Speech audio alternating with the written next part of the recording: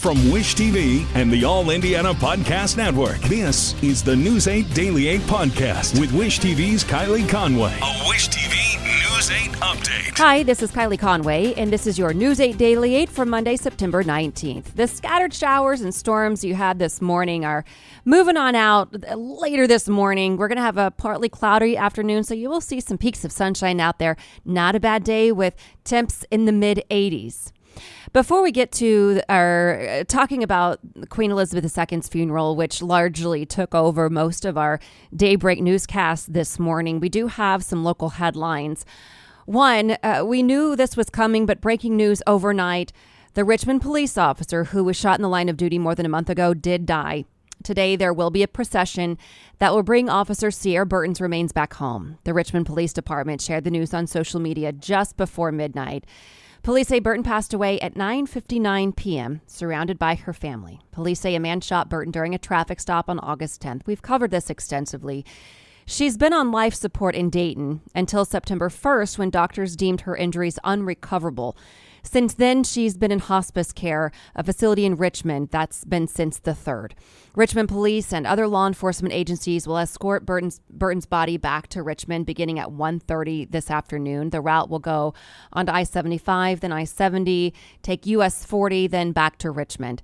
In Richmond, the escort will follow US 40 to North 5th Street, where it will pass Officer Burton's vehicle. It will then continue onto Main Street before eventually arriving at Doan and Mills Funeral Home. Richmond police said that they are working on all of those funeral arrangements right now. And we had some breaking news this morning. A man is dead after being hit by a semi-tractor trailer.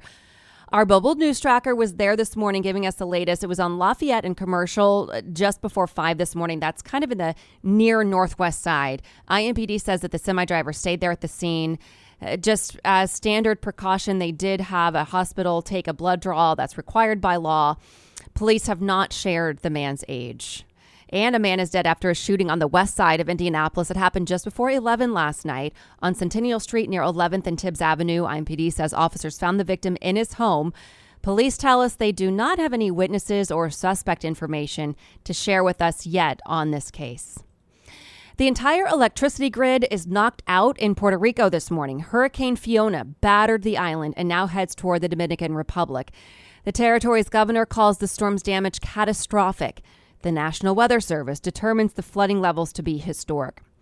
The island's blackout comes 5 years after Hurricane Maria devastated the power system. That left people without electricity for months, even up to a year. So far, no deaths have been reported. To the Colts, a third shutout in 6 seasons has fans and analysts speculating about head coach Frank Reich's future with the franchise. The Jaguars shut out the Colts in Jacksonville 24-0 yesterday, meaning the Colts are still winless after 2 division games. The Jags sacked quarterback Matt Ryan 5 times, and he threw 3 interceptions. Jonathan Taylor got held to 54 yards rushing. Coach Reich now falls 0-5 in Jacksonville. And now to the day of the funeral for the late Queen Elizabeth II. It was days, it was weeks full of mourning, thousands of people making their way to the United Kingdom to honor the life and legacy of 70 years as sovereign, the longest reigning monarch in Great Britain's history. And today, thousands of people lined the streets during a couple of processions. The service was held at Westminster Abbey. There were hundreds of people inside, many world leaders there. We had President Biden, his wife Jill. There were the former prime ministers and the newly sworn-in prime minister, only there a couple weeks on the job. There was scripture, as we know the Queen to have been very religious. And right now at 8:50 in the morning, our time, the Queen's body is almost to its final destination. At St. George's Chapel, she will then be given a internment and then carried downstairs while she will go to her final resting place next to her late husband, Prince Philip. During the ceremonies, we saw King Charles, newly named king, of course. We saw Princess Anne, the Queen's daughter. We saw Prince William, Princess Kate, so many people, familiar faces that we've seen throughout the years.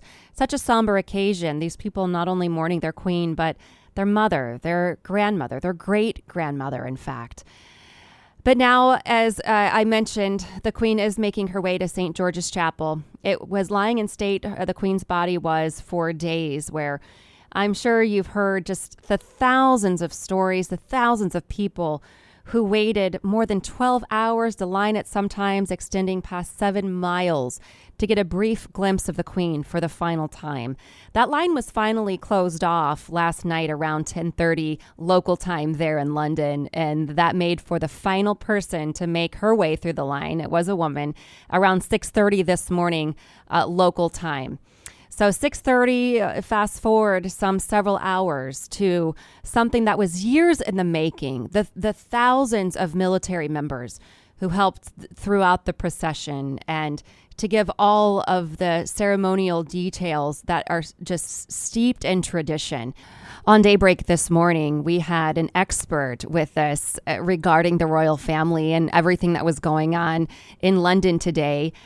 His name is Anthony Caldron. He actually used to work for the royal family as a butler for 2 of the different royal families. He's met Princess Diana, he's met the Queen, he's met many members of the royal family, and he gave a wonderful perspective. And one of the interesting things that he noted was that when they sang what has been God Save the Queen for 70 years, today it changed to God Save the King. And it was amazing to watch King Charles stand there silently as the song was sung for the first time in his honor. He is now the monarch. We have yet to know when his official coronation would be.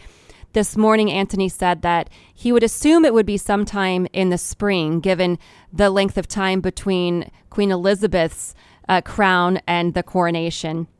So we will certainly follow all of those details and what's to come as this giant command change has happened within the royal family. So a magnificent event today. It was beautiful. And as Anthony said this morning, he says nobody does it like Britain. And I have to say it was quite the spectacle. But he also mentioned, as Queen Elizabeth in her fashion would have been stoic and somewhat reserved, there was not a lot of pomp and circumstance surrounding this. Just droves of people who came out in support of what she has done throughout the years, her dedication and fulfilling her duty as she swore to do 70 years ago.